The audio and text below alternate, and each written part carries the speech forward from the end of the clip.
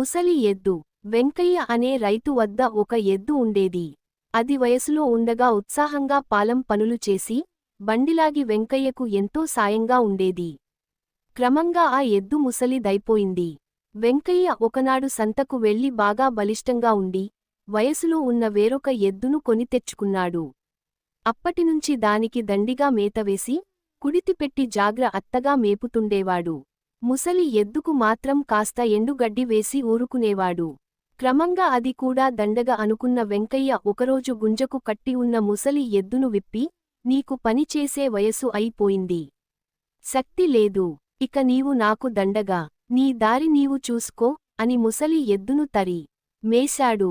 ఏడుస్తూ వెళుతున్న ఎద్దుకు గోపన్న అనే బాలుడు ఎదురొచ్చాడు. ఎద్దును చూసి, ఎందుకు ఏడుస్తున్నావు అని అడిగాడు. ముసలి ఎద్దు తన జాలిగాథ వినిపించింది. గోపన్న ఒక ఉపాయం ఆలోచించి ముసలి ఎద్దును తీసుకుని వెంకయ్య ఇంటికి వెళ్ళి, ఈ ఎద్దు నీదే కదూ అని అడిగాడు. అవునన్నాడు వెంకయ్య. దీన్ని నాకు అమ్ముతావా? నీకు 1000 వరహాలు ఇస్తాను అన్నాడు గోపన్న. వెంకయ్య ఆశ్చర్యపోగా, నీకు తెలియదా? ముసలి ఎద్దును ఇంటి ఎదురుగా కట్టేసి, రోజూ దానికి నమస్కరించి, మేత వేసి వెళితే బోలెడు ధనం వస్తుంది అని చెప్పాడు. వెంకయ్య ముసలి ఎద్దును తీసేనుకుని, నాటినుండి దానికి దండిగా మేత వేసి నమస్కరించి పొలం పనులకు వెళ్లేవాడు.